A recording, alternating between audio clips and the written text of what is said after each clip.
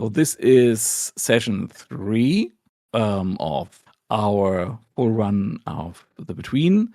Currently in play, we have the Limehouse Lurker and Sally No Face.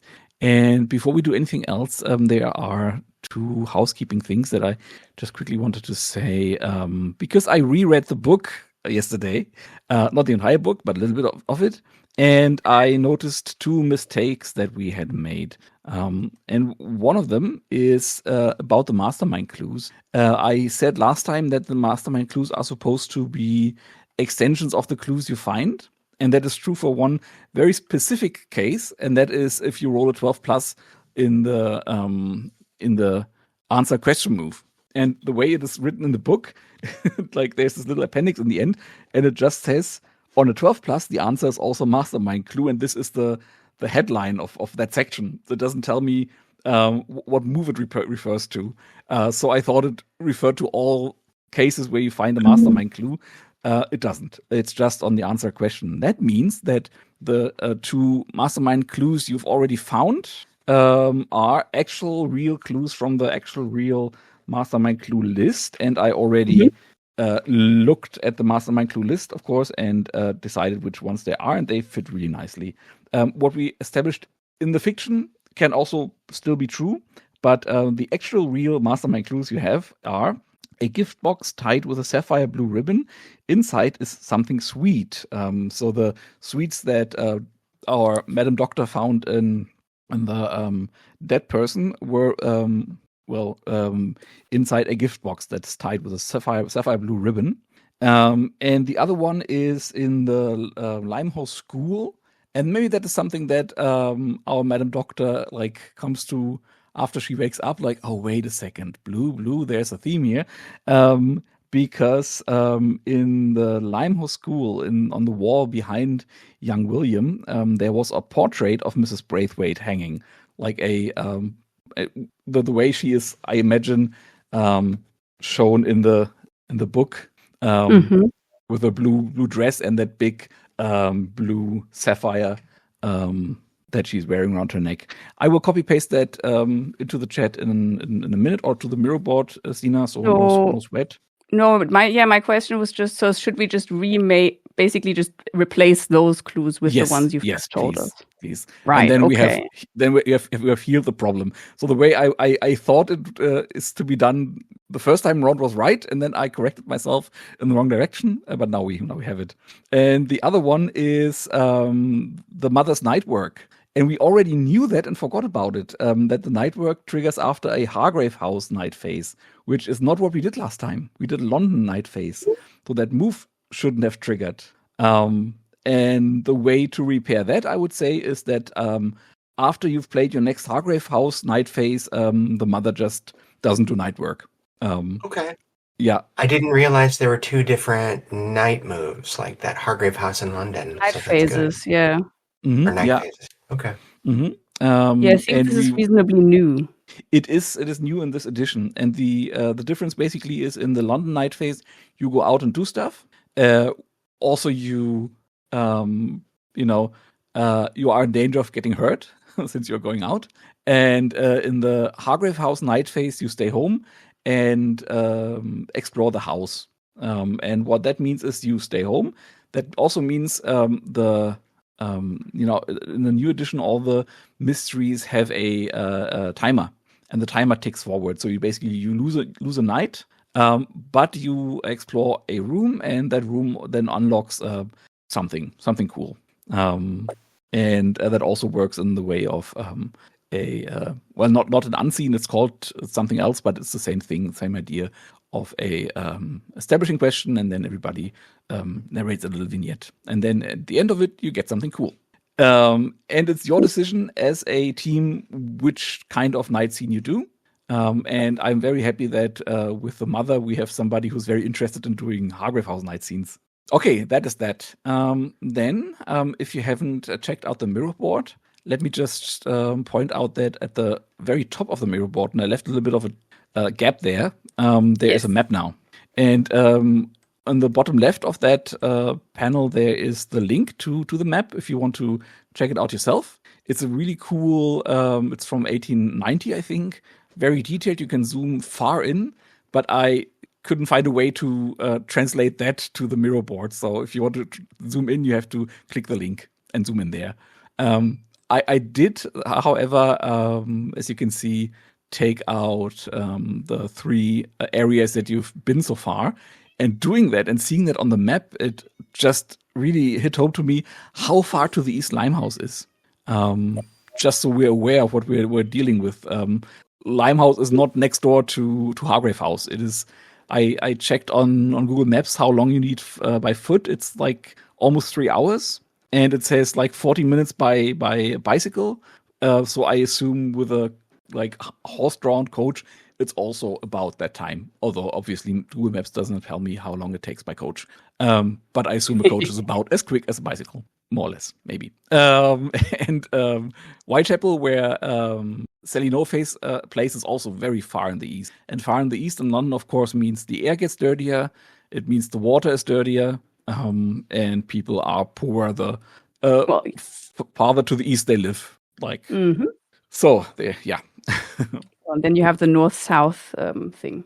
Yeah, and I also did some reading on like Limehouse and the whole Chinatown thing, and it appears that Mr. Cordova engaged in a little bit of like yellow peril, racist bullshit there. Probably not by design, but what I could find is that this idea of Chinatown and Limehouse is like really a product of the yellow press and of sensationalist like authors like Oscar Wilde or Dickens. But there were very few Chinese people. The Chinese people that were there were mostly sailors that just stopped there.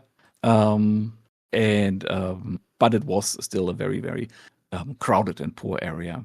But this idea of it be like crawling with Chinese is a uncharitable and untrue.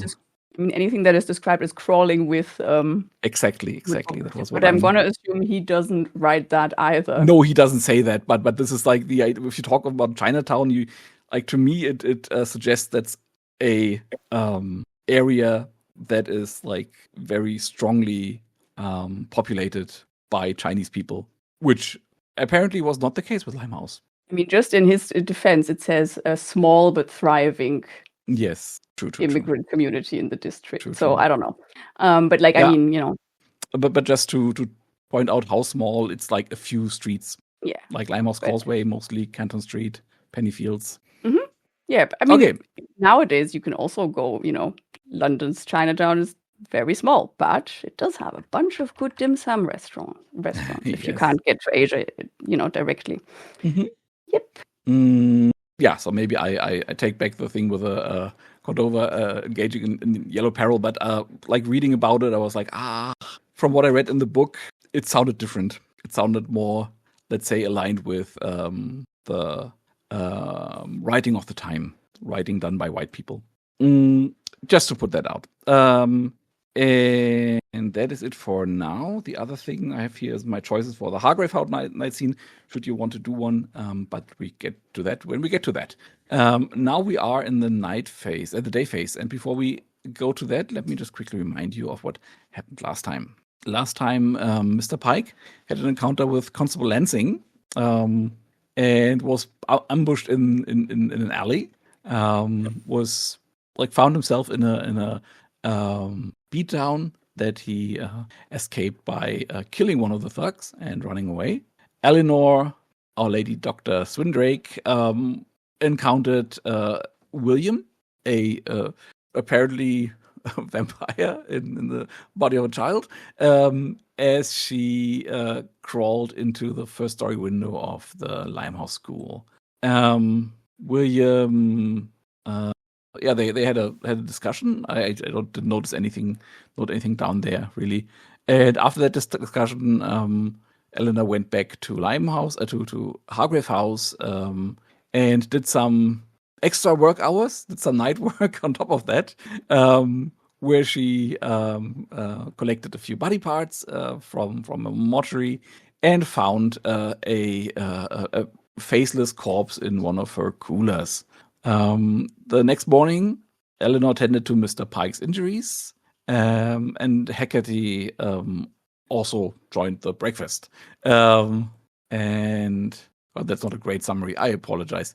And that's it. They sent Mr. Pike to get stuff for breakfast, and when Mr. Pike came back, he was stopped by Constable Lansing who came all the way over from Limehouse to inform Mr. Pike that the lady doctor is invited to talk to the district chief of police of Limehouse about talk about murders that Mr. Pike spewed.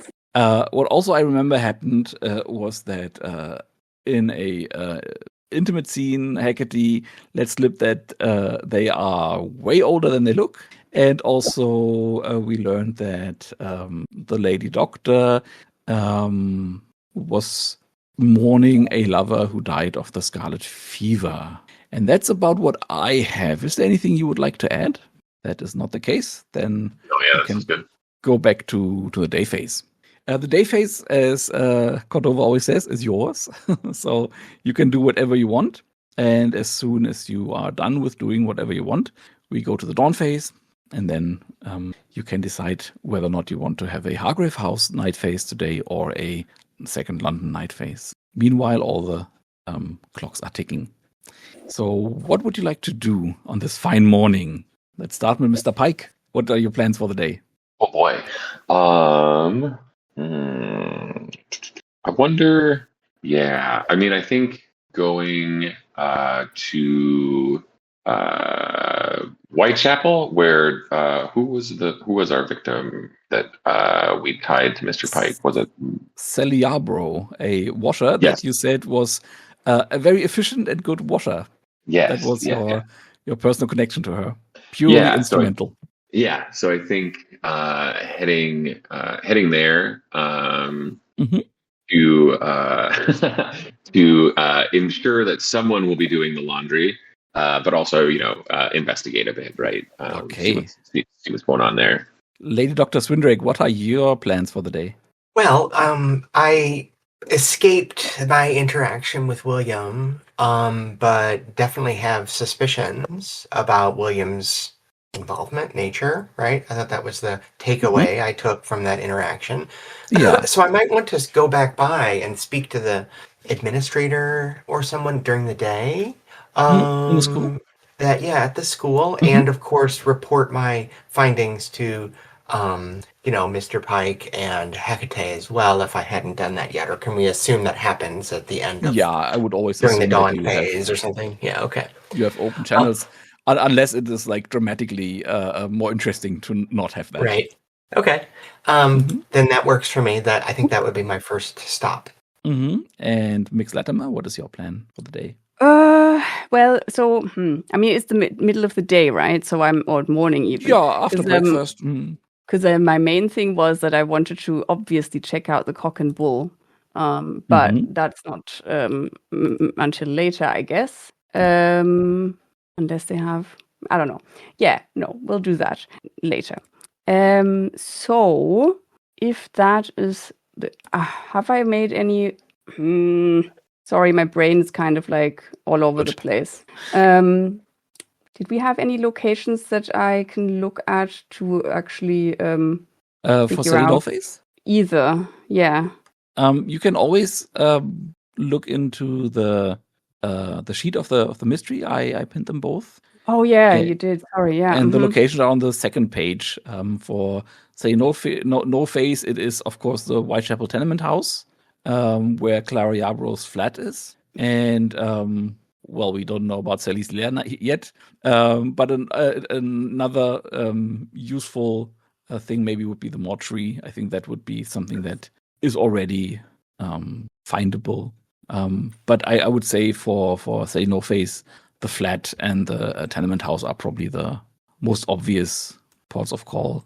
And for the lurker, we have the opium den, we have the Limehouse, the Dock and Whistle, that where Mr. Pike was for a minute, and then the General Regent's Canal Dock area, and whatever else you might come up with. You're not bound to those 4 locations. Okay. Yeah, I think.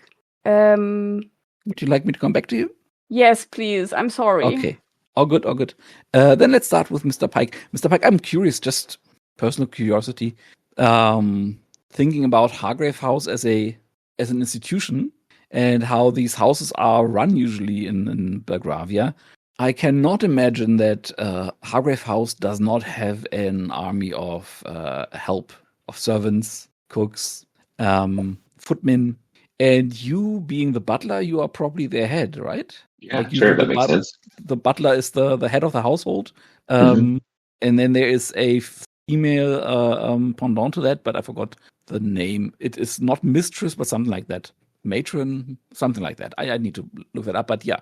So just to have that at the back of our heads, you are a person of power and standing in Hargrave House. Not quite like your employers, but you have underlings. Yes. But now you wanted to go to Miss Yarbrough's flat. Just to put that out there, since Mix Latimer didn't really have an idea what to do, do you maybe want to take them with you?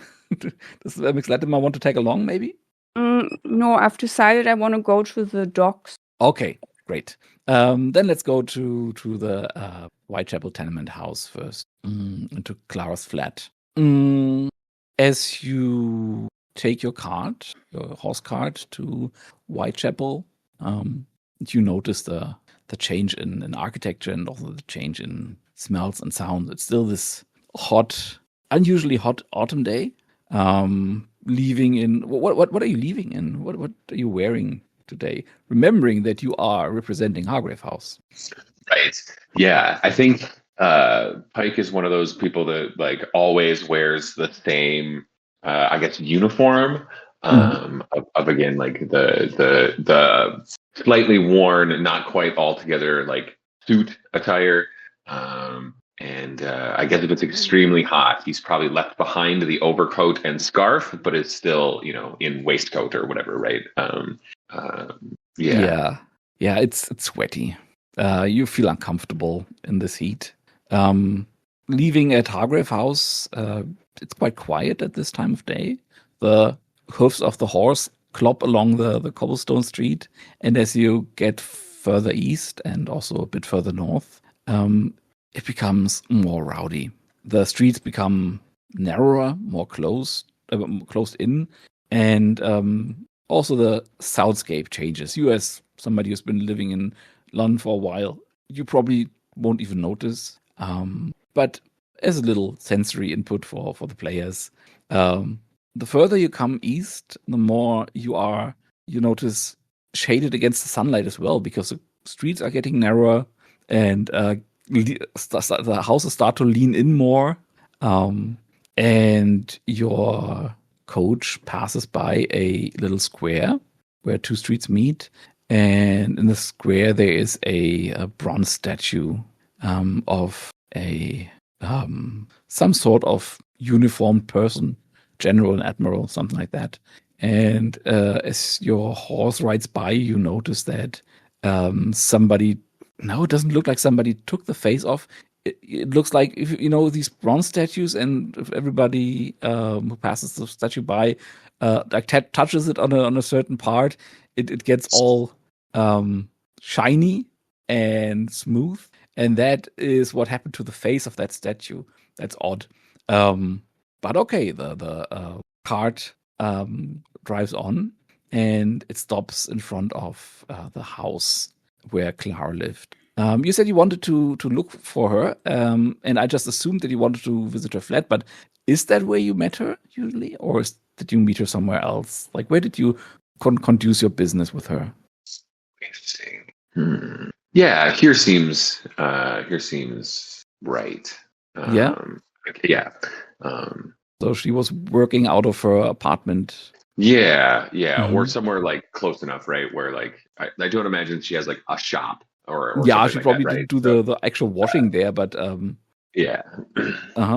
Okay, so it is a three level tenement house. It is crowded. It is old. It is badly maintained, And there's a paint the scene question for everybody. This building was originally a charity project, now abandoned for some wealthy do-gooder. What faded remnants of their largesse do you see around? So how can you still see that it used to be built for somebody's vanity as a do-gooder? Perhaps there is a courtyard with a dried up, crumbling fountain. Mm-hmm. Very good. There's an obscenely large brass placard with with their name on it, and I don't know, whatever. Yeah. With great thanks to our generous benefactor, so and so, Yeah. And the plaster under this placard is already cracked, putting it in stark contrast. Mm-hmm. Yeah, I think inside there's like a massive staircase, like one of the ones that like sweeps and the steps get wider at the bottom, right? So like all of the technical expertise you would need as a carpenter to put in a really fancy staircase, but it's just like completely fallen apart.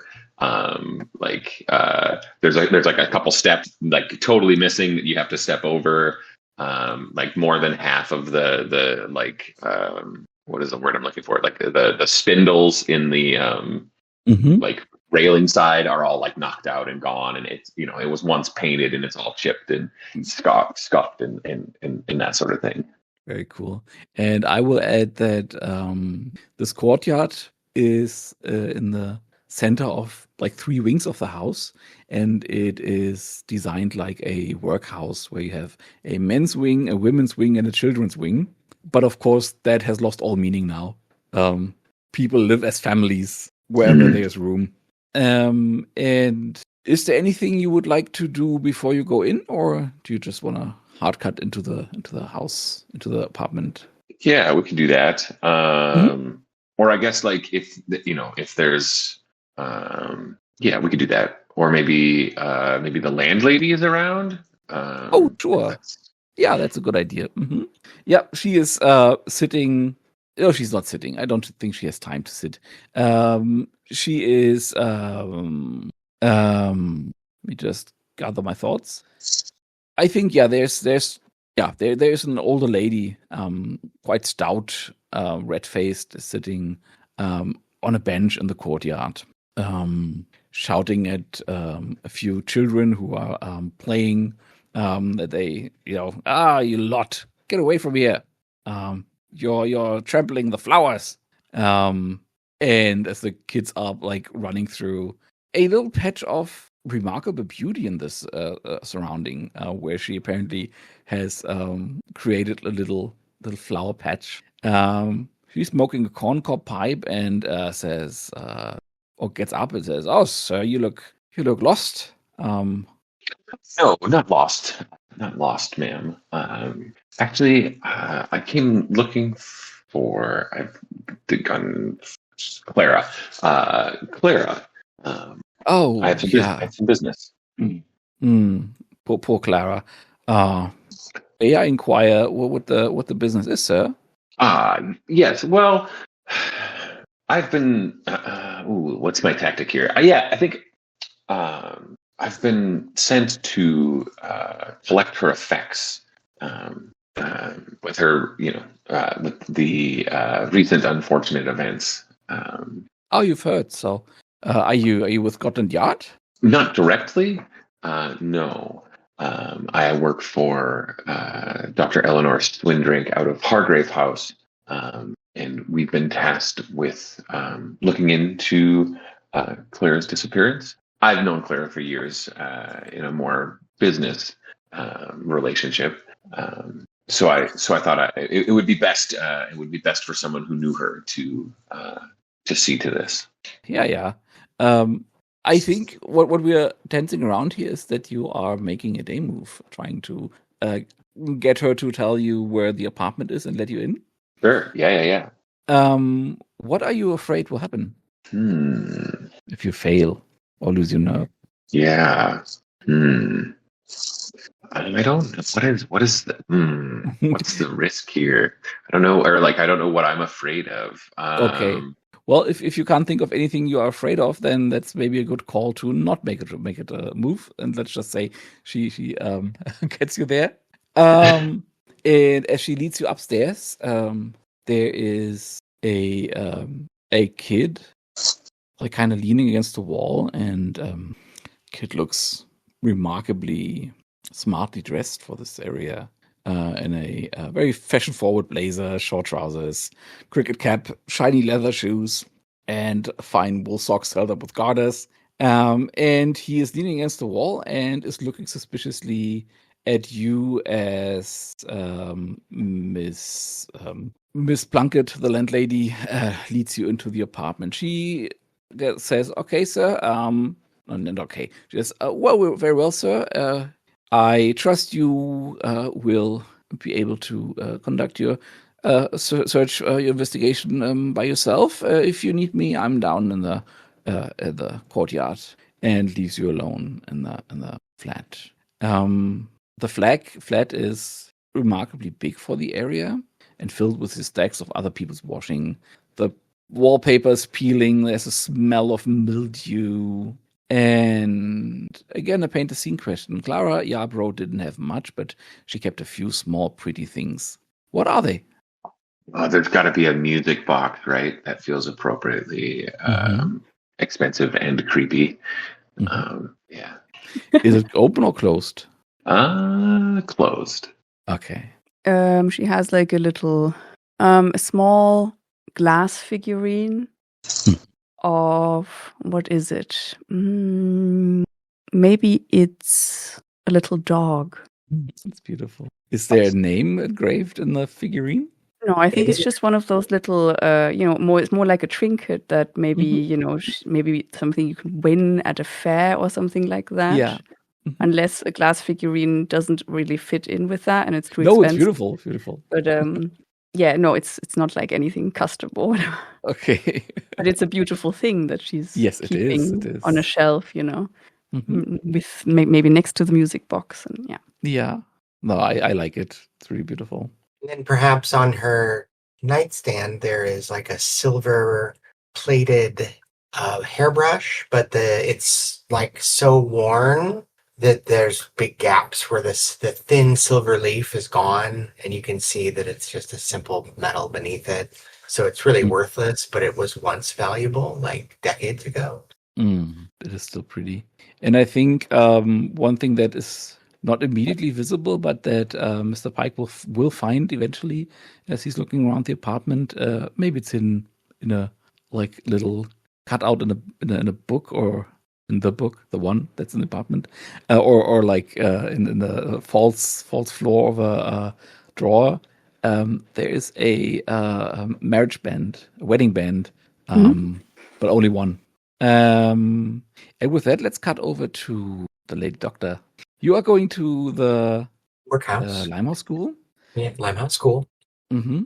And if I understood that correctly, you wanted to talk to the headmaster, right?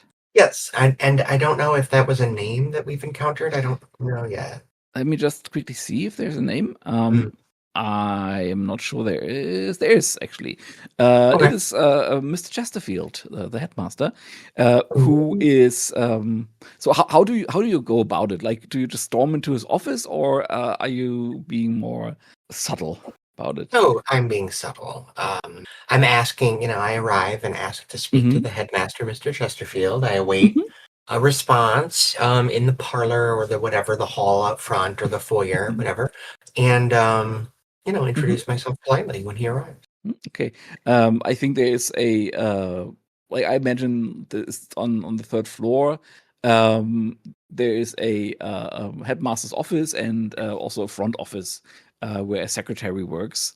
And she takes your request, brings it in, asks you to wait for a few moments, and then you are being called into Mr. Chesterfield's office. And he stands behind his desk, a fidgety man in a brown three-piece suit. Looks a bit sweaty and tired. The window open, and the noise of Limehouse and the honking of the docks of the ships wafting in, and he says, "Madam Doctor, how can I help?" Hello, Mr. Chesterfield. My name is Eleanor something or other, whatever last name I chose. Swindrake. Yes, you Swindrake. were announced by my secretary. Yes, very well. And I was wondering whether I could examine some of your children here. There's been reports of one or more of your children, perhaps from here, getting out at night, and whoever those children were, they may have been exposed to an illness that could spread throughout your house here, and I would hate for that to happen. So if I can I examine all the children very quickly, I would be able to eliminate that possibility and put your mind at rest, as well as the city's. Yes. We do lock the doors and windows at night, I can assure you. We are not letting the children just run about the city. Not It's a trap. No less at night. Say, who sent you again? Hargrave House. That's correct. Will that cost our beneficiaries any additional? Will you charge that? No charge. The only cost would be as if you refuse me, it would cost certainly the reputation of this institution as possibly a source of infection in the city and disease. Very well then. Let me introduce you to Miss Dennett. Again, I need that word. Let's call her the matron. It's a different word. There is an actual word that I'm looking for that I can't find. It is something motherly. It's not matron, but we call her matron for now. And she is in charge of the children and of their well-being. And he takes a key, leads you there to a middle-aged woman with quite a hard face, who listens to what he has to say, takes it in, and then goes like, "Hargrave House, eh? Well, if you're here to help, well, do your thing." And then she calls. She probably calls them by room. Calls like room 14, and then 15 children just file in. They all the children, as you would expect, are in different states of dirt and malnourishment. Not one among them looks healthy. Are you looking for clues here, or what is your play? Two things. One, Eleanor thought, well, while I'm here, she does take notes on the general health of the children, as well as she's looking for two things. One, just regularly, if she sees something that's treatable, reversible, beyond the basic, this is just a person who is poor, malnourishment sorts of situations, this person has an easily preventable situation, I would write that down and advise, right? Or if I have some sort of simple medicine cure that would help, I have an ointment to clear up that rash or something, right? I'll try to help the children, but I'm also looking for, first, William, clearly. But if I don't see William, I'm looking for signs that William might have been feeding on these children. Oh, very good, very good, very good. So I guess that would be anemia. To answer the first question, to answer the first question, William is not there, as you can imagine, during the bright day. Anemia is surely a good call. I'm sure there are quite a few anemic kids here. I mean, it's we just try to think about how the people at the time thought about these workhouses. It is better than nothing. Better than living on the street. They are fed. They even learn a trade, maybe. So there's that. They all have fleas. They all are slightly malnourished. I think anemia is also to be found.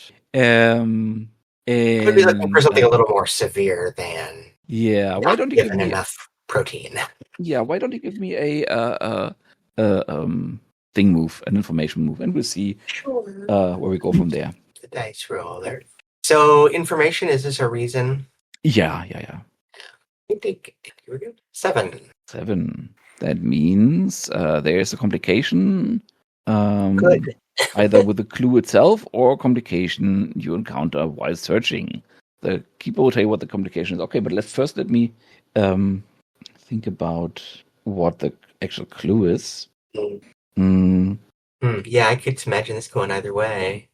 Like, if William is only hunting people that exhibit vice, then maybe he wouldn't feed here. I'm sure they are viceful children. I mean, yes, but do they get a pass when they're kids? I don't know. Oh yeah, I have a good clue, and also that fits well with the complication. Let me just quickly get my key. He says, and grabs a pen because that's what I actually wanted. Yeah, you're sitting there in the courtyard, and the kids are filing in one after the other, and you look at them. There are some anemic children. There are children with like scabs and wounds. Some of them could maybe be bite wounds. Maybe. I will leave it to your expertise as a doctor of whether or not they are vampire wounds. With what I mean by that is, in the end, when you do the theory thing, you have to tie them all together, and Right. That is a finding. But what you do notice is, as you look at the kids, heal a few of them, like give them some, I don't know. At that time, you don't have like penicillin in your pocket.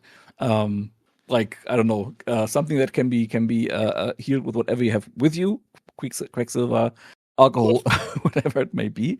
You notice that in one corner where 2 wings of the school come together, like two wings of the building, there is a how did that happen? There is a little like connecting piece between those houses, and you notice as you like look at that it looks like somebody did something with it. Like, it doesn't fit with the rest of the architecture. Okay. And like looking closer, you find that somebody built a lean-to up there on this like balconial structure, and made it sunproof. Okay, so I notice a weirdness in the structure where there's like a little shack on the roof or on the balcony. Yeah, exactly. Yeah. Shack is the word that I was looking for. Yeah, like somebody built a little shack, and from where you sit, it looks like like no windows, and something where somebody could hide during the day who is susceptible to sunlight. The clue is that seems like a big clue. Yeah, the clue is a passage, hallway, or other thoroughfare that has been made unreachable by the sun, or what we just found out, a shack on the roof or on a balcony of the house. Okay, that has been made sunproof. See, now if we were playing a modern game, I'd send a text to my investigators. And the complication. Oh yeah, I have an idea for a complication. The complication is that as you sit there and you go through several classes, you do notice a few times that what happens is that the matron is calling in the rooms, and they're not all at full strength, to the surprise of the matron.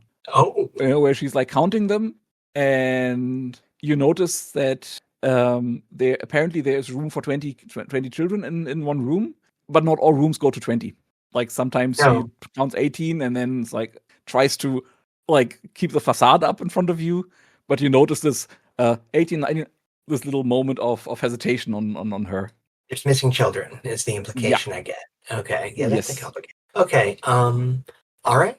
I take note, and I try to take, and and I ask questions like, I try to get a sense of where those missing children all in one of the building. If not, it might not be. I might not be able to determine that. I mean, I don't know how the rooms are identified or numbered. Or now we'll do the West Wing. Oh, that's where all the missing children are, or whatever. Anyway, okay. Yeah, I take it all in. I along do what I can to help the kids. Yeah, the numbering, I guess, is something along the line of W22, like West Wing, second floor, second room. Yeah. And the long and short of it is that there is not one room that has been eradicated, but there is kids missing from every room.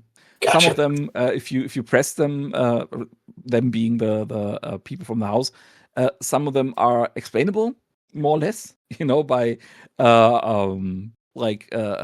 kids that aged out of it, etc. Which would explain why there are not 20 of them. Some of them just died from a disease or something, but there are a few that are actually missing. Right. Okay. Mm-hmm. I imagine this process would take some time, so that's. I imagine as well. Doing. Let's go to Mix Latimer. What are you doing? And then after that, we'll have a break. I think, like I said, I would go to the docks. Like, I know we were there before, but I feel like, it was more like just window dressing, as in we were walking along there, but I wasn't actually there and talking to anybody that is associated with that space. Absolutely. Apart from Hani. Yeah. And I also did not make the connection that the docks are actually a pre-written location here. Who? Did he just disappear? Well, I guess he did just disappear. There you are. I think I just got kicked out. Hello. Hey. So as I said, I don't know if you heard it. The Regent's Canal dock is like coal is the name of the game here. It is where coal for the Industrial Revolution is being landed, is also being shipped, and accordingly, it is a very dusty, dirty, black area of the city. It's not pretty, but it's bustling. We have a paint the scene question again. Do you find the teeming humanity here to be exhilarating or revolting, and why? I think Hecate certainly finds it exhilarating. Mm-hmm. What do you find exhilarating about it?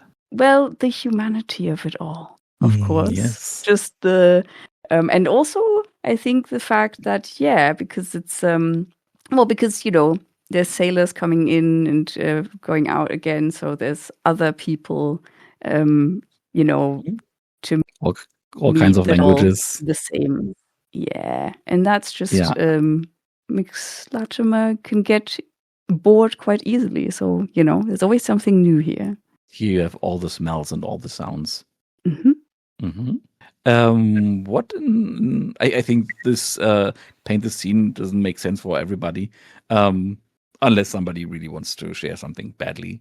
I would say that Eleanor would not like it because it seems like a cesspool for disease. Oh, yes. Oh, yeah, you're right. It does make sense for everybody.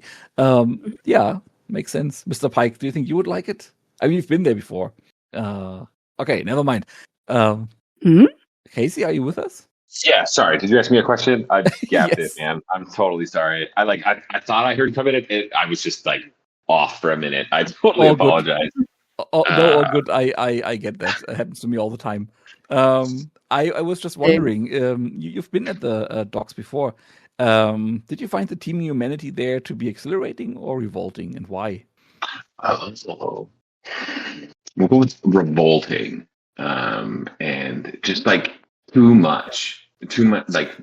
people, too many sounds, too many like things happening. Like seen and unseen. There's just too much. Very good. Thank you. Mix Latimer, what are you up to? What are you doing there? I am seeing if there's any... Wait, have we talked to Lin Bohai before?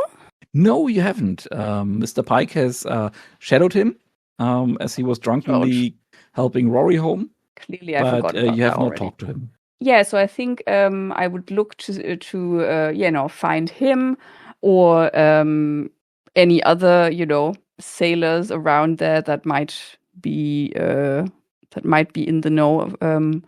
And I think that would be my first point of call. No, port of call. And that's why I want to say it.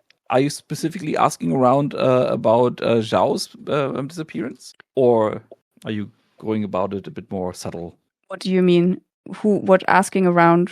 You said you wanted to talk to sailors, and I'm wondering what about? Oh, well, yeah, I mean, I know I wanted to talk to Lin Bohai specifically. Ah, okay. Do you think you know what he looks like, or do you have to find him first? And we don't have to make that a scene. I'm just asking for context. Well, I wonder if this is somebody that maybe Jenny Johnston would have pointed out to me, because obviously she has an interest in this being solved. Absolutely. I'm thinking. That's totally how that can work. That you go to Jenny, she roughly describes him, and you look for him at the docks, and you will find him before long. He is sitting in front of a pub, playing dice, and talking to some other sailor in Chinese. And as you get closer, they drop their dice and look up at you, because you are a sight to behold. What do you look like today? Ooh. I'm always with these questions. I should be thinking about this more. Is it the summer or the winter, or do we know? Autumn, but it's an unusually hot autumn day. Okay. Yeah, I think maybe I'm wearing some very odd looking. What are they called? Like jodhpurs. In like a really, really dark crimson red, and a flowy white shirt that looks like it comes from a different century. Under like, I don't know what kind of coat, but anyway, some sort of coat. Some sort of coat, because it is autumn. We're not running. Yeah. Okay. But yeah. And so then quite noticeable. Yeah. They stop their game, and Lin looks at you, and they both get up and hello. I think I will just briefly say something in Chinese to them, in bad Chinese, but nonetheless in Chinese. Is it purposefully bad Chinese, or is your Chinese just not very good? No, it's not that good. Okay.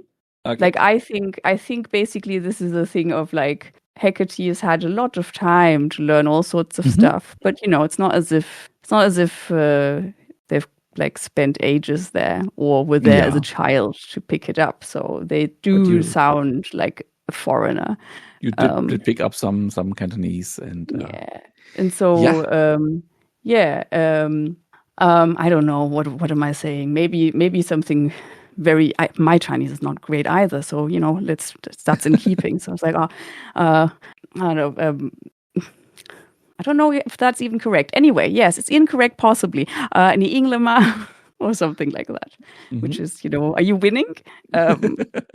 And just to like maybe baffle him for a moment or something, and then depends on what he says after that. I think Lin flashes her smile and says, I think I just won the day. Who are you? Is he saying that all in Chinese? Yeah. Okay, because then I will go, 对不起，我的中文不太好。我是 Hecate Latimer. And then I'm afraid switching. you will have to translate that for your poor GM who does not speak Chinese. It is literally, apologies, my Chinese is not very good. My name is Hecate Latimer. And then I will probably switch to English and go, I just, thought a friendly hello in your mother tongue might be a nice way of meeting. But unfortunately, it's probably best if we switch to English to have any kind of longer conversation. Sort of grinning a little bit sheepishly. Yeah. And he switches into English, and of course his English is not as good as his Cantonese. But he says, "Oh yeah, we can do that. You don't look like you belong here. It's a dirty port, and you're a clean person. Well, you'll find I don't really belong anywhere. So. Just like a sailor. Yes, I guess we have that in common. I'm wondering, so he's not alone, right? No, he's playing with some other sailors. Some other sailor. It's like, would you have a moment to speak in private, maybe? I would love to. And he winks to the other sailor, and the other sailor's like, okay. And great, he thinks I'm coming on to him. Well, fine. We'll use it. It's the curse of being beautiful.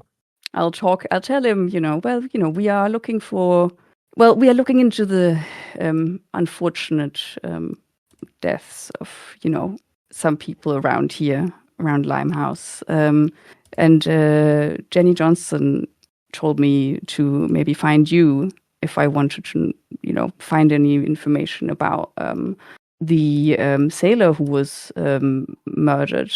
What's his name? I'm sorry, I've forgotten again. It was Zhao. It's Zhao. For a second there, I hoped you were here for something less sad. I don't know much. He was excited to be here. And we had a few good days, the first few days in port. And then he disappeared, and the next thing I heard from Jenny Johnson was that he was found dead. Well, do you know about anywhere that he used to go or like any kind of habits he might have had that would have brought him in contact with something so awful or whatever? I don't know. Did you have a routine? Did he have a routine?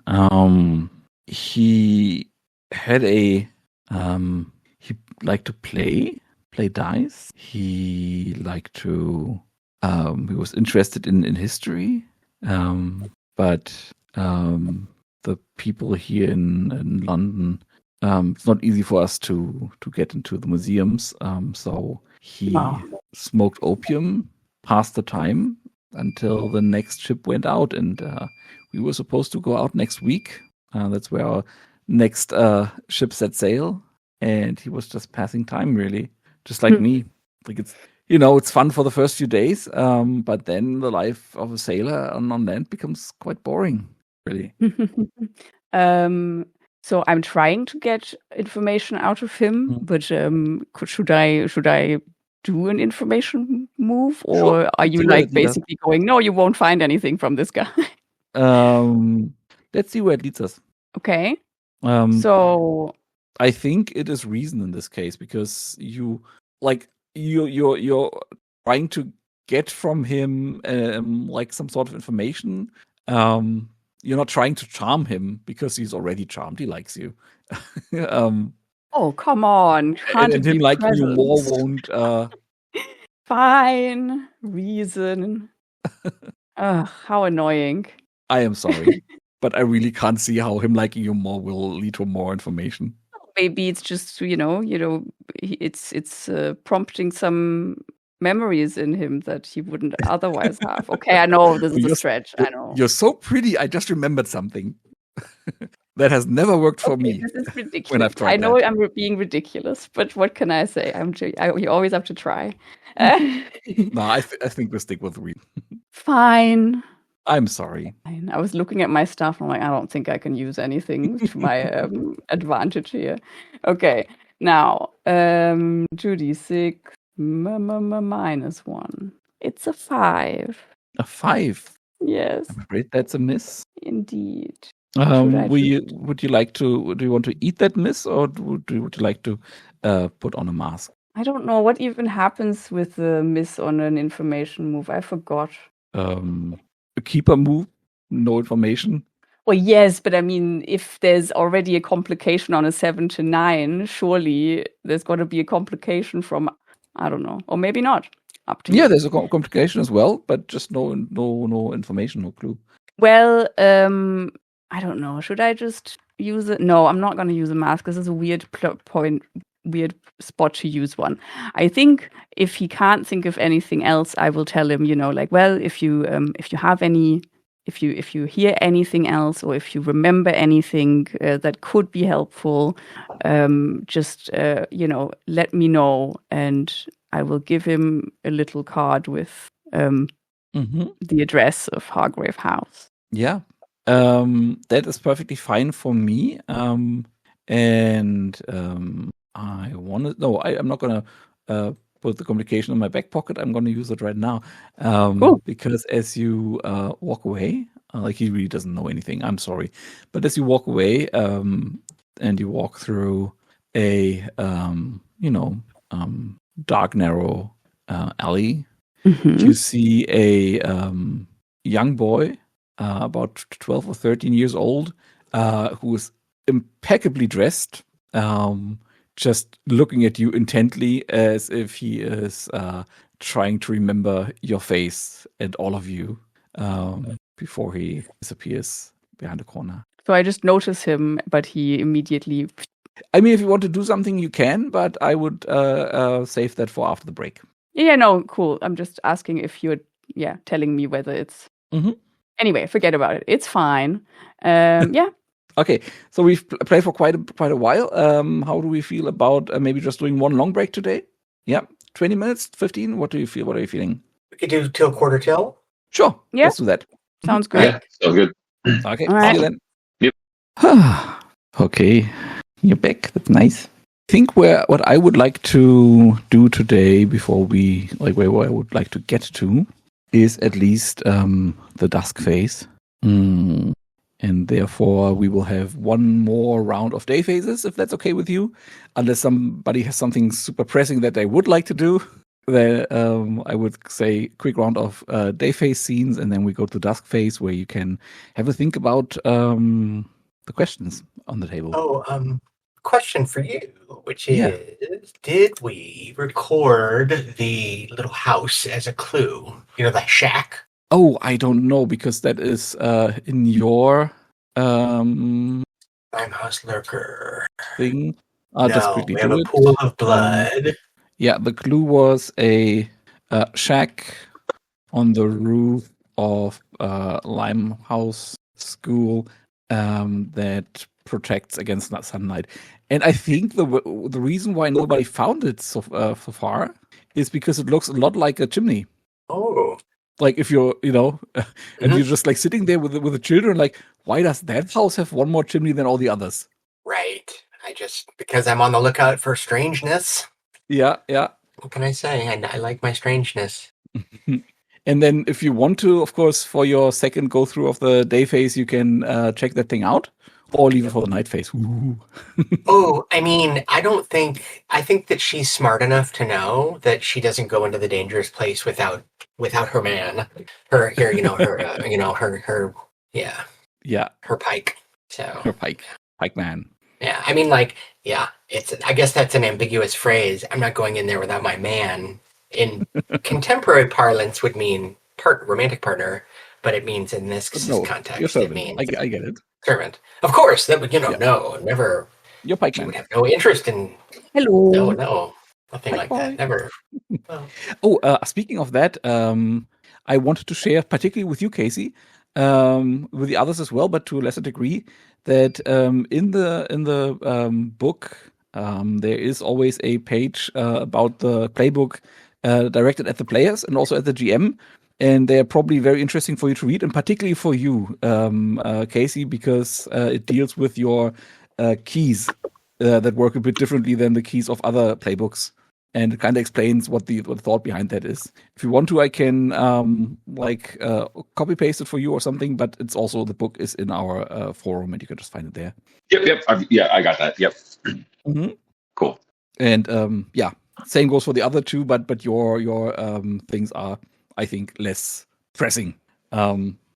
And I got to that because you said romantically, and I think in the player section for the it is for the factotum, and that is not what I find so important about it, but it's also not unimportant. God, I'm rambling. Is that it also says that, of course, you're very welcome to reinterpret the like sexual tension bit to like intimacy or whatever you feel comfortable with. Sure, okay. I mean, it's obvious for us open hearth players, but also the book explicitly tells you to make it comfortable for you. I'm fine with whatever. I am most of my games. My character is very I don't know, open about that sort of thing. Let's put it that way. Sure. Yeah. Normally would play more of the undeniable type. Let's put it that way. Yeah. Cool. Yeah, we'll figure it out. Yeah. Okay. Let's go to Mr. Pike. Mr. Pike, you are in the apartment. What is your plan? What are you doing? Yeah. Well, you said that there was like sort of like piles of laundry or whatever. I think I would go through those. Oh, interesting. I would, just to see like, whose laundry she's been doing or maybe who she's been in contact with or, feels like that's a good place to start the investigation. Yeah, that sounds like something that we can like deal with very quickly in the form of an information move. And let me just quickly see. I think that sounds like reason to me. Okay, yeah, that makes sense. You're looking for patterns for all kinds of things. Yeah. Or since you have +1 sensitivity, I could also be talked into that. If you are looking for more like vibes, supernatural vibes. Ooh. That is your decision. Mechanically, it's the same because it's both +1. Right. But since you already have a sensitivity +1, I thought I'd mention that. Yeah. Yeah. Let's call it reason. Reason feels like the call today. Yeah. Oof. So that's a 6. It's a 6. That's a miss, my friend. Do you want to put on a mask, or do you want to eat the miss? I think I'm gonna just take the miss. Okay, so then there's no information, I'm sad to say, but there's a you hear the God, I'm missing basic words today. The lock. There's somebody's opening the front door, and if you just wait around, you hear voices. One is the lady you already talked with, Miss Plunkett, the landlady. And a rather no-nonsense sounding man. And she's like, yes, right away. Your colleague from Hargrave House is already here, Mr. Pettigrew. I will just let you in. And then Mr. Pettigrew is like, colleague from Hargrave House? I don't recall working with them. But very well, thank you, madam. And then she again gives him the spiel of, if you should need me, I'm down the courtyard, and closes the door. Mr. Pettigrew has not seen you yet. Do you want to keep it that way? Yeah. Is there I'm assuming there's not a second door that I could get out of.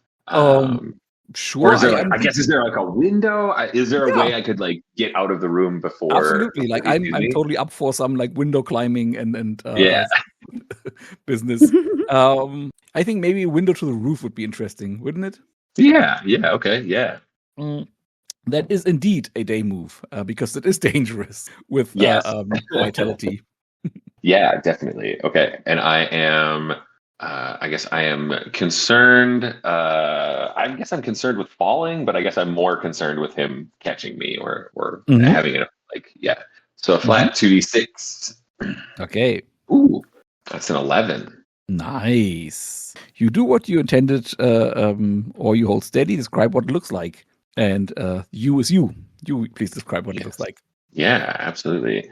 I think it's just like Pike moves over to the window and slides it open and steps outside onto like the ledge, closes the window behind him to make sure that that bit of evidence isn't there. And then I think it's like over to the drain pipe and up a couple, up like one floor. We probably get like the camera sees into the apartment above. As Pike passes the window, right, we get to see a little like glimpse into London there, and then it's just up onto the roof, and across. Like I think he's just like not the first time he's probably done this, so get to the other side of the house, look for the drain pipe on that side, or jump across the alley, that sort of thing. Like just Yeah. A little addition from me is as the camera pans to the apartment, you see that Mr. Pettigrew is a very neat looking man in a tweed coat, and he opens the door, the window, looks out, looks to the left, to the right, furrows his brows for a second, and it's like, and then closes the window again. Yeah, very well. That sounds like that's it for you for the day phase, right? Yeah, that works. Okay, Madam Doctor, what is your plan for the second half of the day phase? Well, like I said, I didn't want to go in alone. So I suppose, do I have any other leads to follow up on? You can also just leave it. Yeah, I'm fine with leaving it. I mean, I would go back to the Hargrave house and do whatever. Mix Latimer, is there anything more you would like to do during the day phase? Or a cat being I saw it. It was very, very cute. Devil. A little devil. Yeah. What do I want to do? Wait. I think I want to follow that that guy. Yeah. That was just tying me up. Absolutely. He ducks into an alleyway. But no, I think it is a good call for a day move here. What are you afraid will happen? I don't know I think it's vitality is, I think, a good call. Or I don't know if I mean, like, here's the thing. So it looked as if he was just like checking me out in a rather unusual way. Is that correct? Yeah. He was leaning against the wall and was looking you up. And yeah, I think he was maybe also scribbling something on a notepad that he had in his hand. What am I afraid of? Well, I guess that he's just that he's gonna lose me, as in that I'm gonna lose him. I guess what is what I'm trying to say. I don't know what else I would be afraid of. Or okay, fair enough. Or maybe, I mean, if we want to make it more interesting, it's like that maybe I'm afraid that my impulsive reaction to follow him is exactly what he wanted, and he's leading me into a trap. There we go. That's more what I thought. It would have been worse than that if there was something like that in the day move. Self as is my usual. Yeah. Okay. Then roll the day move, please, and we'll see where that leads us. Okay, give me a sec. I just need to. Here we go. My vitality is 0, I think, isn't it? Oh, no, it's 1. Oh, good. Your reason is -1. I knew that one, but I thought for some reason. Anyway, I'm pleasantly surprised. It's an 8. An 8. Well, that's good. The keeper will tell you how your actions would leave you vulnerable, and you can choose to back down or go through with it. If you go through with it, the keeper describes what it looks like. Yeah, and my idea was the same as yours, that of course he's not alone. If you run after him, there's a good chance that you will be jumped by a gang of urchins. Is that something that you would like to do on a Thursday afternoon? What do you mean? Being jumped by a gang of urchins? Something? Sorry. Yeah, I'm gonna run after him anyway.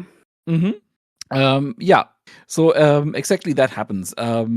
You run away, and I think what happens is not that a gang of urchins jumps you, but like a gang of. Oh, I mean, yeah, maybe also urchins, but a gang of like a local gang is what I'm saying.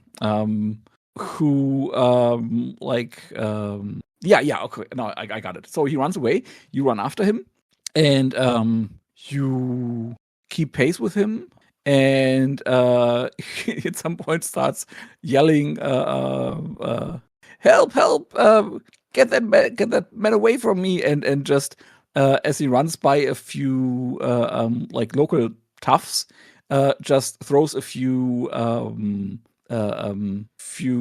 silver coins in the dust, and the locals, like the gang or the boys, the muscle, they pick that up and look at you, look at him, and he says, "I got more where that came from.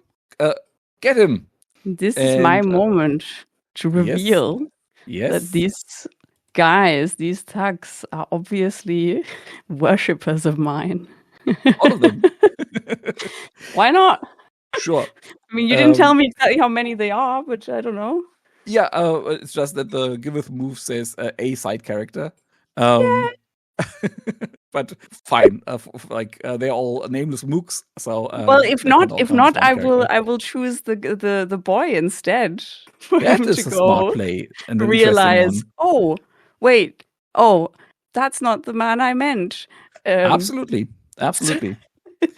Okay, then let's go to the move. At any time, you can declare that a side character is secretly one of your worshippers. Describe how the side character subtly or not so subtly debases themselves before you in the scene. Then scar your reflection. Okay. I think so he will notice who he was actually looking at, and immediately, his face falls.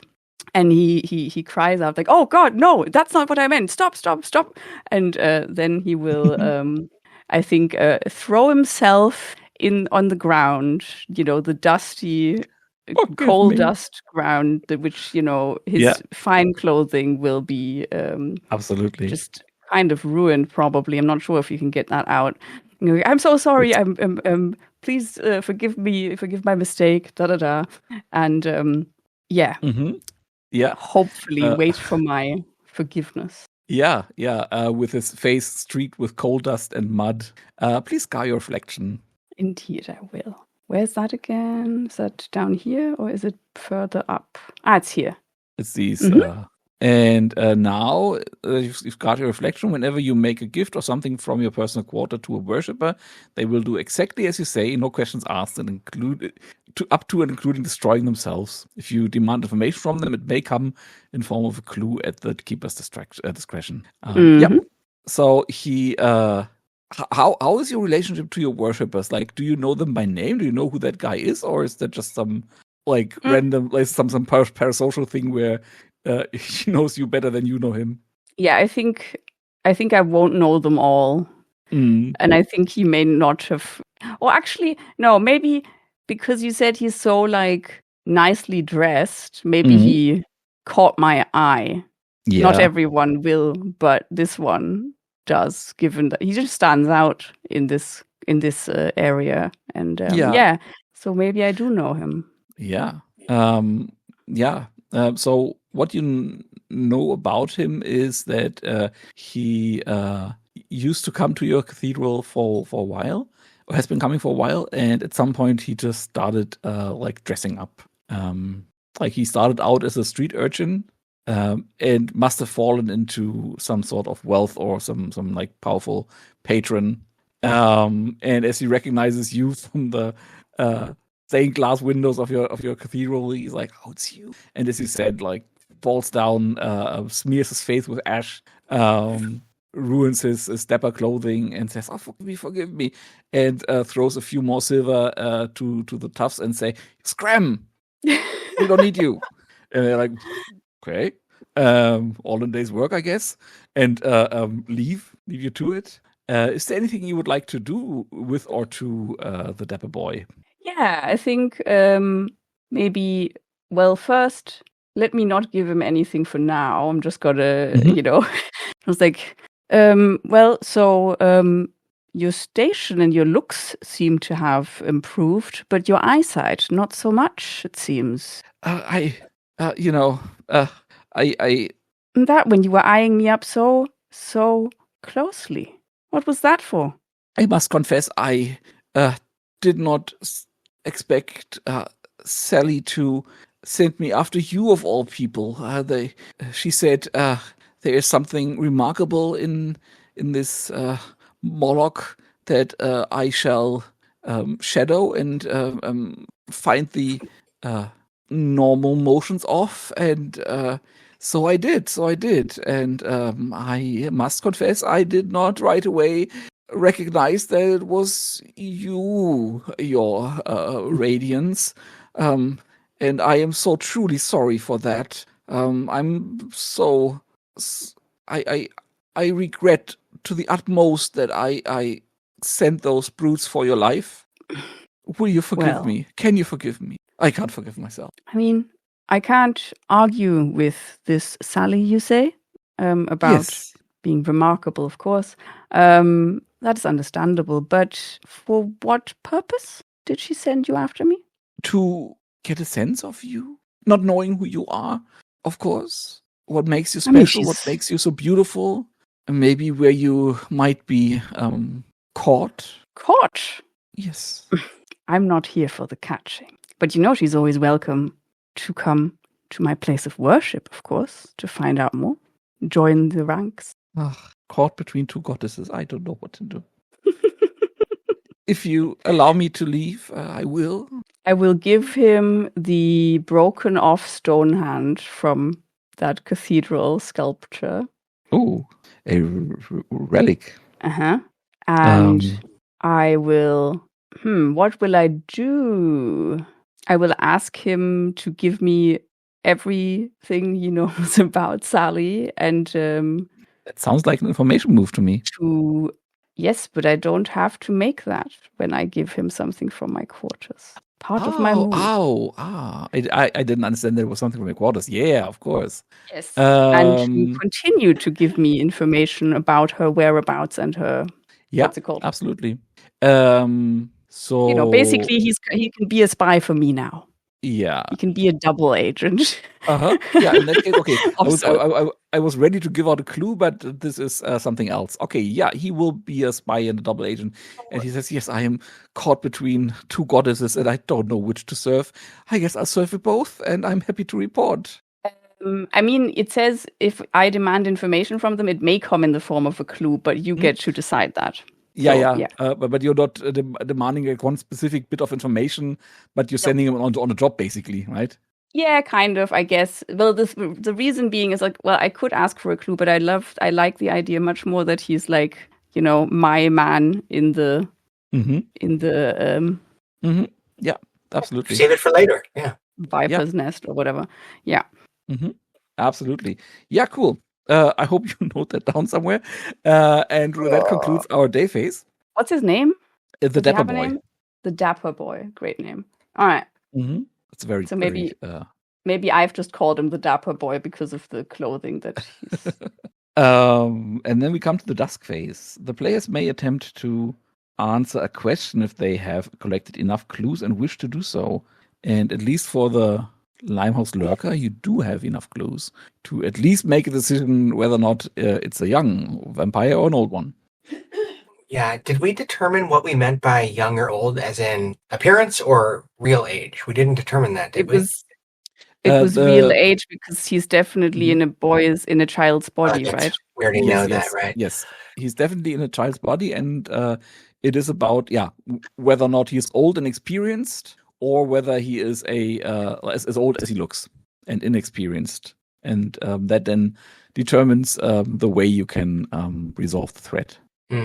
Does anyone want to answer this? I mean, I have a preference for how we would answer it. I would prefer he be older than he appears, just because of the veil on like innocent children. If he's literally 10 years old and he's been turned into a vampire, I almost feel bad treating him like a threat and more like a victim. So I will say that if he is a kid, basically, the resolution to the threat does not mean that you have to kill him. Oh. Yeah, but wouldn't it also just be more interesting if he's old? Yeah, but just to dispel that worry. Okay. If you decide that he's young, that doesn't mean that you have to kill him then. The question is how do we tie the clues into this vampire being old? His old clothes. There's clues that I think we could use. Yes, I mean the clues we have. Are there? Any... strangely expensive clothes is one of the clues. Where's that? That is 1, 2, 3, 4, 5 down. Dried bloodstains on the child Williams. Strangely expensive clothes. Yes, true.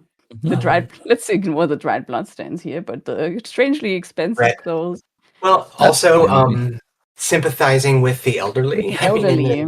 Yeah. Well, if that was the reason you killed him, but also just this weird. We get to decide.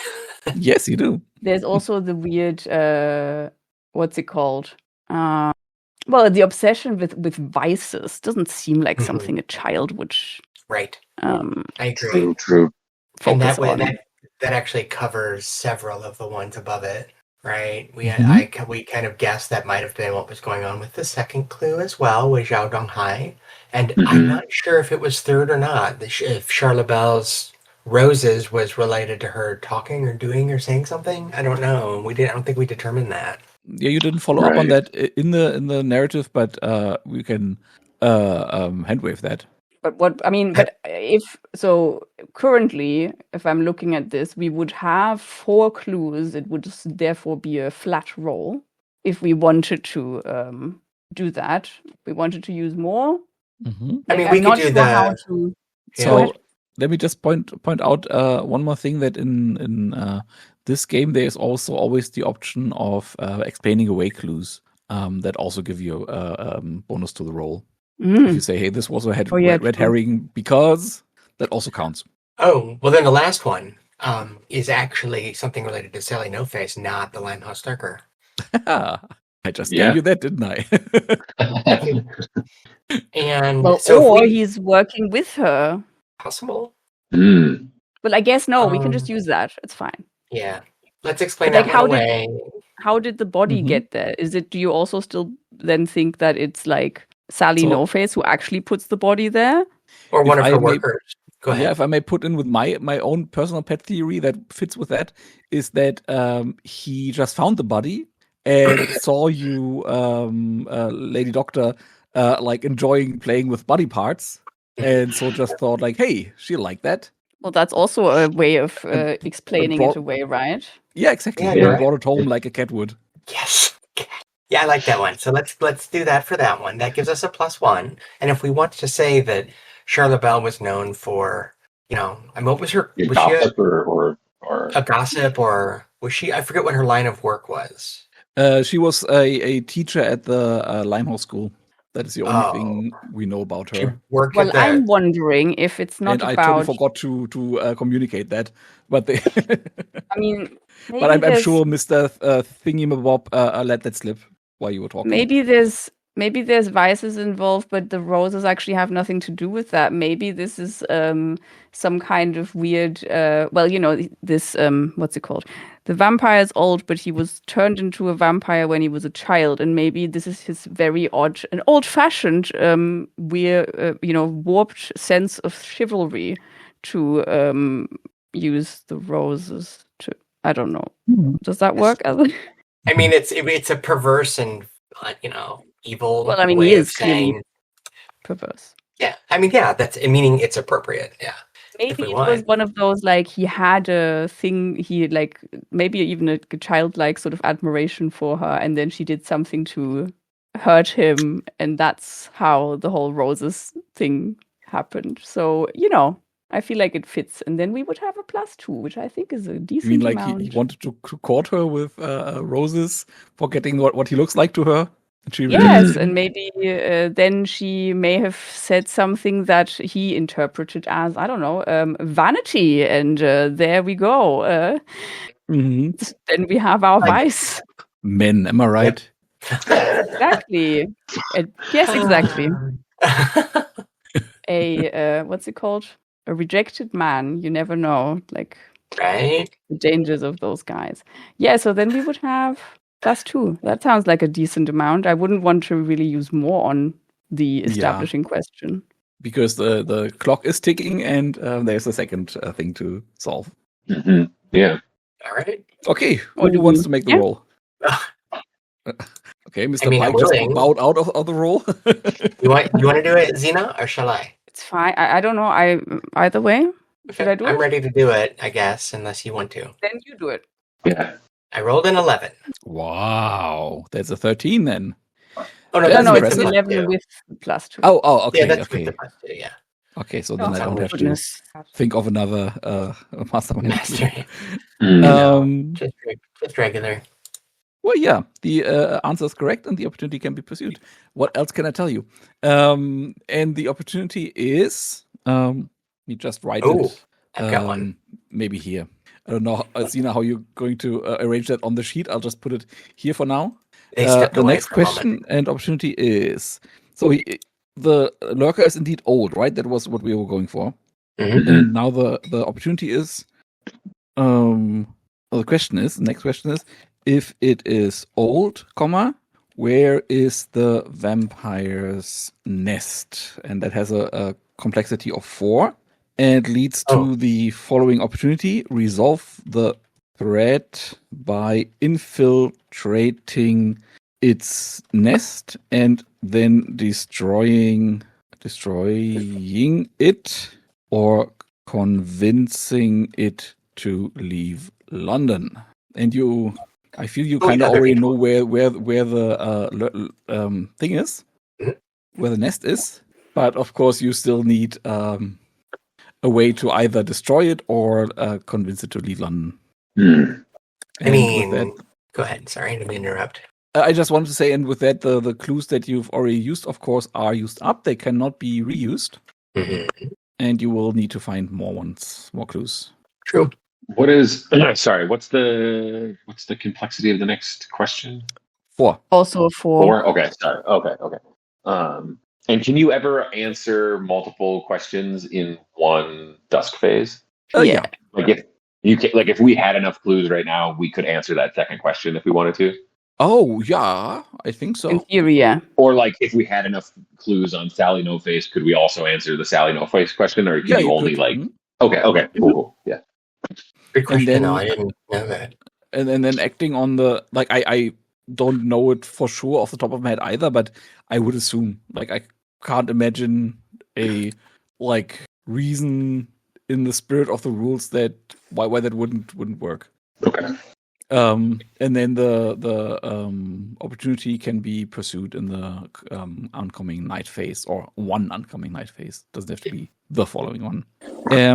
Great. Resolve any playbook moves or special moves that are resolved during the dusk phase. I think Mr. Pike has one, doesn't he? I do. I have the day work move. So you spend most days caring for Hargrave House, tidying up, managing accounts, answering callers. Each dusk phase, choose one. So the option I'm going to choose, I think, is you learn something interesting about an active threat. Ask the keeper any question you like. They will answer truthfully and completely, or in the form of a clue, their choice. The other option is you find something of use in the house, say what it is, and give it to another hunter. They add it to their personal quarters. But yeah, I'm going to go with ask the keeper a question option. This is a establishing for a Casey question. The well-dressed child that Mr. Pike saw, was it the same well-dressed child that Hecate saw? I'm not entirely sure about that. Okay. But it was well-dressed in the same way, let's say. Okay. I don't know if it was really Hecate talked to the Dapper boy, and the Dapper boy has a gang of urchins who emulate him. Okay. And I'm not sure, whatever fits better with what you were trying to do, I guess. Interesting. Okay. Okay. Or what was that the question for the keeper? Then I will decide. I thought it was just a context question. It was a context question for sure.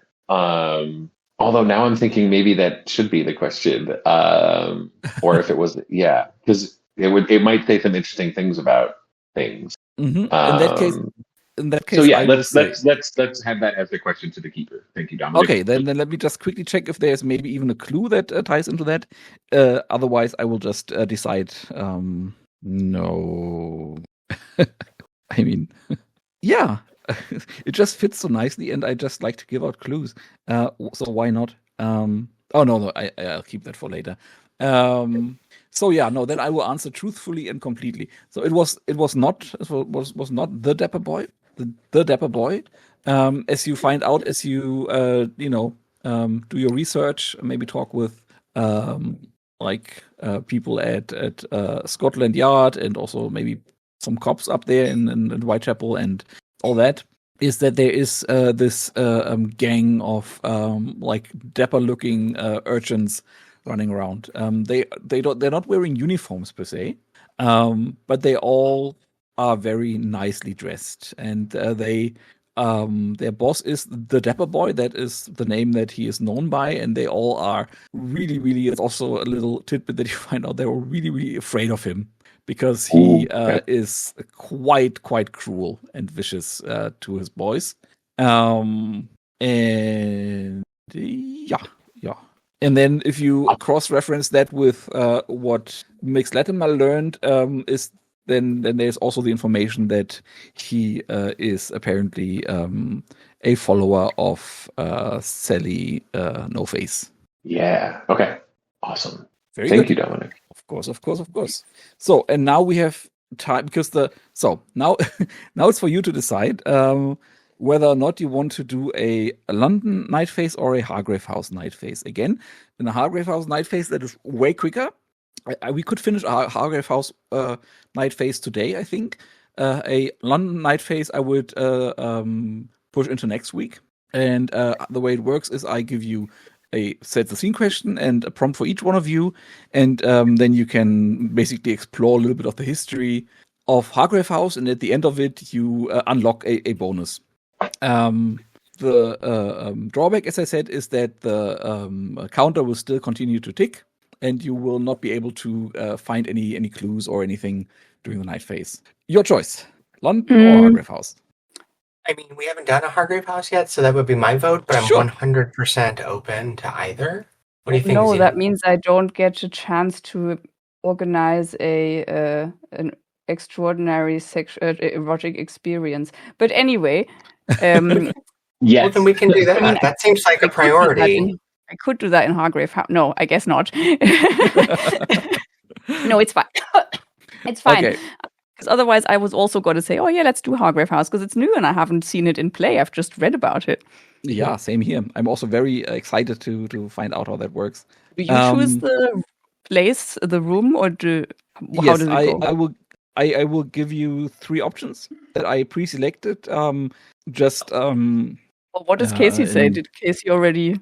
Oh yeah. Oh, I'm into Hargrave House. Yeah, I didn't really have a strong feeling either way. So yeah. I'm happy to follow along. Okay. So I give you 3 options. Would you prefer to explore the music room? The music room will unlock the opportunity or possibility to trap and banish spirits and demons and other dark entities in the music room. Or would you prefer to unlock the salon? The salon will usually when you talk to a side character, usually when you do the vulnerable move with a side character, so with an NPC, it triggers usually the day or the night move, depending on when you do it. If you do that in the salon, it's always the day move, even if you do it at night. So that makes talking to NPCs less dangerous. Or the library. If you do that, you unlock a like research opportunity. Basically, it's a long thing, and I'm not going to read all of it. It's about research, as you can imagine. Which one do you find most interesting? I'm in favor of either the library or the music room. Same. Yep, I agree. So we still need to choose one then. What was the library again? Can you repeat the library description? Research. The library was about research. But I mean, do you get like a bonus or something? Is the idea? Yeah. That is unlock, like that you can do some kind of research. Yes. I mean, that does sound like what my character would select, but I do also like the idea of like having a Ghostbusters trap or something for our monsters. So I'm open either one. God, that's not very helpful. Okay, if it's literally somebody has to make a choice, I'd say library. But I could make the choice if you. Library sounds super cool. Library is good. Okay. Let's do music room next time, maybe. Yeah, absolutely. Then let me. We'll discover we need one.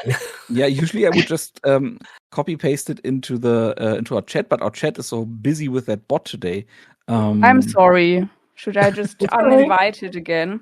Yeah, I think that's like unless it really adds something that you find very helpful. I just need to find where it is. Give me a sec. Mm-hmm. So it's on page 90 in the book. Yeah, I've got the PDF from you already, so I can follow along there if you want. Mm-hmm. I will just copy paste it in the chat. Sure. I don't actually know how to get this thing out again. I need to check. Doesn't have a like some sort of The problem is that there's so many. Oh, wait, there we go. Okay, let me check. disconnect is the there we are. Ah, thank you. Okay. I was gonna go help.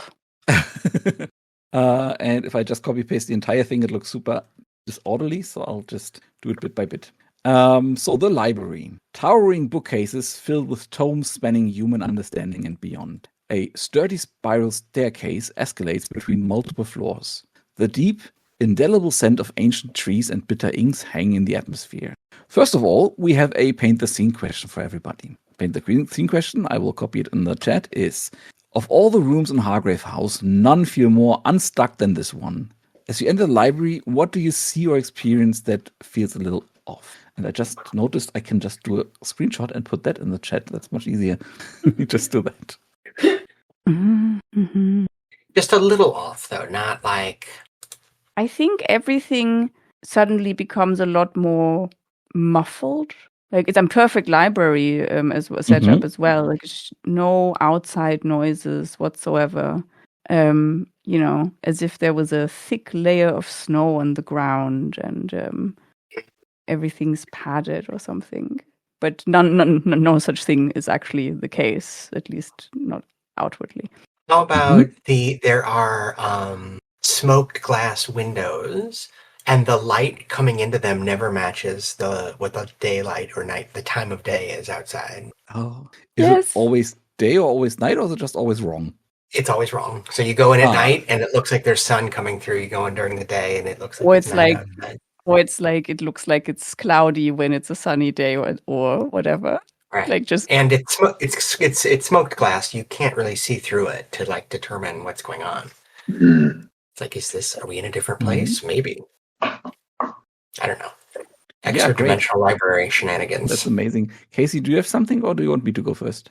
No, I think I know. I think there's like a really large hearth in the library, and there's never a fire lit in it, but the library is always significantly warmer than the rest of the house. Great. And I will say that on all the bookshelves and all the like galleries on there are like how would you say that like the ornaments, the ornamentations there show images of faraway worlds and alien constellations. And what is maybe a bit disconcerting to Mix Latimer is that the style they are like done in is oddly reminiscent of the style that the Men in the Sun Mask is made, like as if it was made by the same artist. This is exactly when I would have needed the transcription now, because I phased out and didn't hear what it is that is made in the style of the bookshelves and the wall. They were like wall paintings and wallpapers, and they show alien constellations and alien worlds, and just the way they are like painted and carved shows the hand of the same artist that made the mask of the Man in the Sun mask, or at least it looks like that. Okay, nice. So last time I think we started with who did we start with? It doesn't matter. This time we'll start with Mr. Pike because Mr. Pike is at the top, and I know that he didn't start last time. Mix Latimer started last time. Mr. Pike, an entire shelf is dedicated to the hunter's logs of Mayhew Dandridge, an alienist and former resident of Hargrave House. In his writings, Mayhew postulates that all who set foot in the house are cursed. What outlandish claims does he make to support this theory? I feel like it's got to be like something about Mars in retrograde or something. Like all of the residents of Hargrave House are cursed because they're born under a certain like star configuration or something like that. Something like tied to these like otherworldly ideas that there's like influence being exerted on Earth and bringing these people together in Hargrave House. Nice.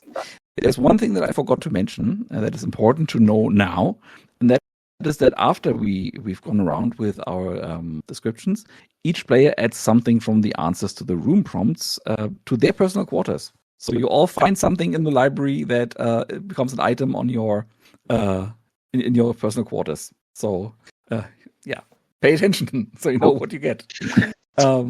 Madam Doctor. Of course, I didn't. So the first one was an alienist book about astrology and our being cursed. All right, what do you got next? Madam Doctor, while hunting for a fey creature, a group of hunters liberated a collection of erotica from the Noonlight Court. A cursory glance reveals various figures in various compromising positions. Describe one as modestly or salaciously as comfort allows. Well, okay, so we're talking about a fey creature. I think that one of the spreads, you just happen to pull a book off the shelf and like, this is an odd book, and you open it up and you're met with a full color splash page across both pages, a splash page spread of several, let's say 3 or 4 humanoids that seem to be fey, elfin in appearance, but they are also, their bodies blend into botanical shapes and vines that coil around each other, and it's clearly a mutually pleasurable experience for them all. I could make reference to pistil and stamen, etc. And that's about all I'll say. Those are the sex organs of plants. Nice. Oh, of course. And finally, Mix Latimer. Part of the library is closed off behind wrought iron gates, padlocks, and a number of more esoteric security measures. Within, realms of sensitive documents and personnel files of former residents lie in wait. What evidence remains of Hunter's unsuccessful attempts to breach the restricted section's secrets? Ooh, what evidence remains? Okay, this is a bit silly, but I love the idea that one of the security measures was like some kind of explosive device that, while it may not harm a person, maybe it was a paint bomb of sorts, and so in that area, the paint. How do you say that?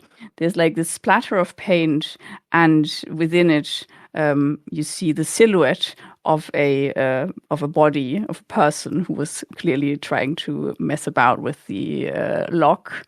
And for some reason, that's my first thought. And the reason is that I was thinking of Mr. Bean trying to paint his apartment with explosives and a paint bucket. I don't know why, but. That is great. Yeah, very good. And now you get to pick. And just to mention it, this first paint the scene that we usually do all together, it is, as you might imagine, meant for 4 players. So if we had 4 players, the first one would not be something we all do, but the 4th player does. So that is also totally fair game in terms of inspiration for your item that you take to your quarters, whatever we said there. And I'll just quickly read what the book says. When the room prompts are complete, each player in turn will say something they want to add to their personal quarters. The object added can be something that was directly referenced in the various prompt narrations, or it can be something that was implied to be in the scene. The idea here is that past residents of Hargrave House have left behind things for the current residents to find. And let's start with Mr. Pike. What do you find? What do you think? Oh, I think one of the padlocks on the wrought iron gates that wall off the restricted section has been open, and it's still hanging on the thing but just open, and I think I'm going to take that, so I have now just a padlock from the library. Oh, cool. That might or might not be in some way magic or fey or whatever. Yeah. Of course. Okay, Madam Doctor.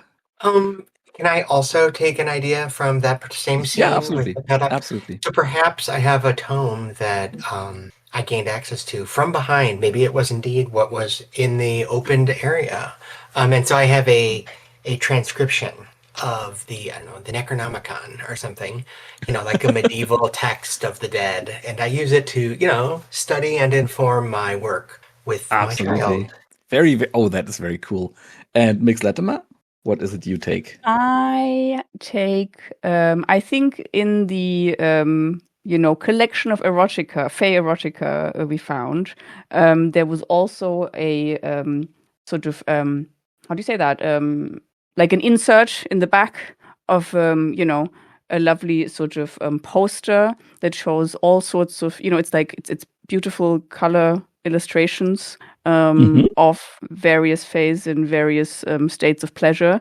It's like, a little poster you could theoretically hang on your wall, or you could choose to keep on your person for inspiration. Mm-hmm. Very nice. Okay, then let me just quickly. Sorry, I'll be with you in a second. Just trying to format the copy paste of the next bit so it looks nice in the chat. Okay, so this is what you unlock. When you spend an entire phase conducting research in the library, choose an active thread and name a book by title and topic that could reasonably be related. Then roll with reason. On a hit, you find the book described. Add it as a clue for the associated thread. On a 7 to 9 as above, so you find the clue. But roaming the uncanny twists and turns of the library takes its toll. Take the condition burdened by knowledge. If you already have the condition burdened by knowledge, put on the Janus mask. On a miss, you find the book described above, but get lost in the library for a time as the uncanny space slowly leaches knowledge from your mind. Forget the events of your most recent mask of the past. The memory appears somewhere in the library as a new tome. You may not use the library again until a new thread is presented. On a 12+, a corner of the library reshapes itself to provide a comfortable reading spot for you specifically. Describe how and clear an appropriate condition. And let me just remind you, you can always put on masks, right? In case you miss. You only get lost if you choose to get lost. If you really want a comfy seat. Yes. Yes. A reading nook. And that is a move that is open to you, all of you, and I will leave it to you how and where you record it. My suggestion would be somewhere on the mirror board. Yeah, I don't know. I was wondering. Or, no. I can also just screen cap it and throw the screen cap onto the mirror board. Yeah, that works for me. And then I was just thinking, no, forget about it. It's fine. Huh? No, all good. I'm thinking out loud. I'm sorry. Sorry. And then I thought maybe we can open another, like, what's it called? Workspace there. Another little frame? Mm-hmm. For sure. Hargrave House. Sure. And for the unlocks. Let me add another frame. Here we go. I don't know why this now had the Dapper boy. Okay, the Dapper boy does not belong there. And there we are with a thing. Dapper boy goes here. Okay. I don't like this background color. There we go. I will let you work in peace, Zena, and officially close today's session. And how about ask wishes for and wishes. Yes. Sorry. It's just because last time you forgot. I know, I forget that all the time. Also, I was just very worried that I forgot the end of session questions again, but then I remembered that there are no end of session questions in this game. No, they are dawn questions. Sweet, I can jump in with some stars. Yeah, sure. I love the way that you put the Braithwaite portrait in Limehouse, Dominic, at the beginning. I really like that. That was awesome. Xena, the Gibbeth move was amazing. Yeah. I forgot that move existed, but as soon as you were like, I think it's time, I was like, oh yes, fuck yeah. I love moves that like get you out of an impossible corner by being like, yeah, no, I know this guy. That was all really good. I liked someone said something about like Into the Viper's Nest, and I feel like there's a lot of Viper's Nests out there, and we're all gleefully being like, how do we get in?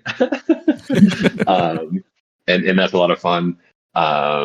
Gwen, the library question, when you were like, oh, as detailed as I want, well, and the answer was great. Yes. And I think I'll be lifting something from there as well, because the item that Latimer took from the library was something very similar to something that I was also considering. So I think we're going to see that come back a little bit for sure, which is awesome. Yeah. I looked a little bit at I looked a little bit at like ahead through like the mystery or the threat for Sally No Face, Dominic, and like saw the thing about, oh, if someone has the most beloved condition. So when when I saw you make those dots connect, it was really exciting for me to be like, oh, sweet, there's the thing that's, that was cool. And I don't know if I have a wish, but maybe, well, I want to see that library move go off like a lot. So I guess that's a wish. But also maybe to get out in our next night phase, maybe then, and investigate with our Madam Doctor. I think that would be a fun thing to do. So sometime. But yeah, awesome time this week. Super fun. Thanks everyone. Thank you. Yeah, I just can mirror what you just said. Like I really liked Zena. I liked your addition to the library. I've already forgotten what it was. Yeah, me too. Muffled sounds, snow, like snow. Oh, the muffled sounds. That's what it was. Yeah, no, I meant your question with closed up. I of course I also already forgot what you said. Oh, the Mr. Bean. Yeah. Oh God, the Mr. Bean thing. Yeah, because when you said that, my association was not Mr. Bean. It was like these shadows in Hiroshima. Yeah. Oh goodness. I was like, oh, that's powerful. And then you said Mr. Bean. I was like, I'm sorry. That works too, I guess. Well, I don't know why, but that was just in my mind suddenly. I don't know how brains work sometimes with these associations. Wow, that's a weird juxtaposition you just put in my head, Dominic. Thank you for that. Like with shadows that are burnt into the surface. I've seen them in person. I've been there. Yeah. They're really there. They're fading, but they're there. I really liked how Mr. Pike just took the better part of valor. That was really nice. That you didn't, start a fight with Pettigrew or even really confronted him. So you're still a character that we can introduce later. And I really loved it's something where I was like, I wish I could reward that in some way, but the game doesn't.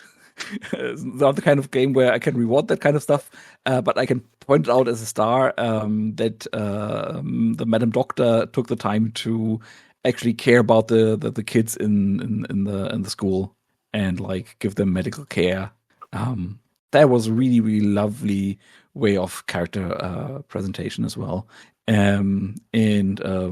Wish, I don't have any wishes other than that you keep playing with me, because today I felt a bit off today. Like I like for the first half until the break, it wasn't my night, but after that it was really nice, and I just like that I can have these nights as well.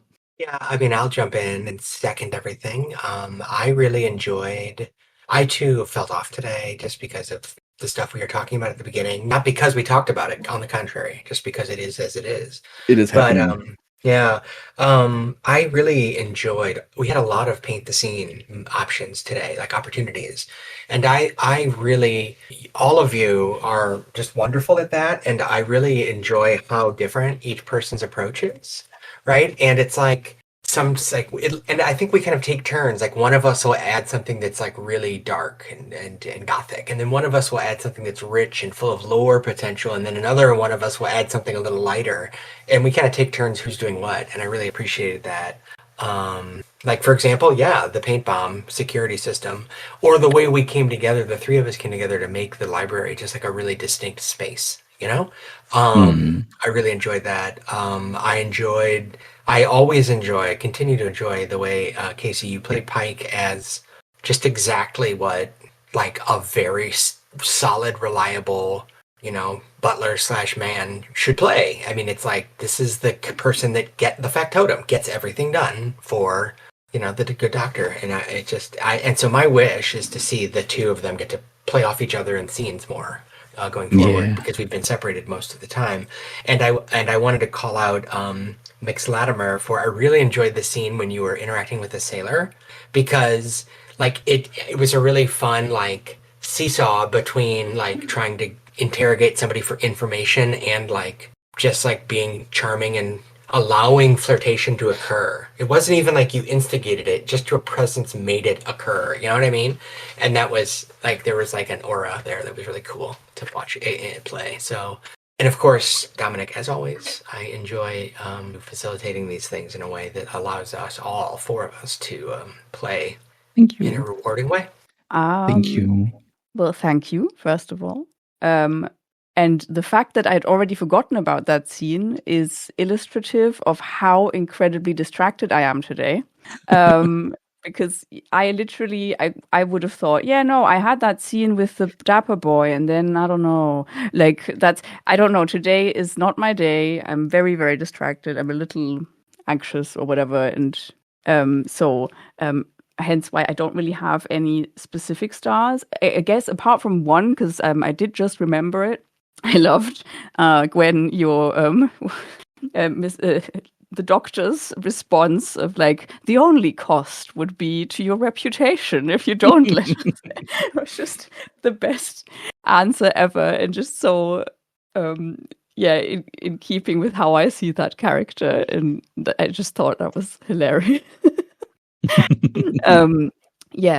And otherwise, like I said, I was too distracted today, and I think I must have probably missed a bunch of good stuff now because my brain kept wandering in all sorts of directions. So I'm going to look forward listen to the recording. Yeah. And I guess my wish is that I shall hopefully be less distracted in the future. And yeah, I also really want to see more interactions between Pike and the good doctor. And I think my only other wish would be, I would like Mix Latimer to get a chance to actually do this whole, over the top erotic experience organizing, and to hopefully get back in touch with Fanny. Because they didn't really get to spend the time. Well, I mean, they did off screen, but I would like an actual scene with her. Yes. Yeah, even though that's not really down to any mystery, I guess. But who cares? It doesn't matter. And also, every side character potentially can have all kinds of clues. Indeed. Okay, I think this is where I stop the recording. I think this is where I stopped the recording, which, of course, as always, doesn't mean that we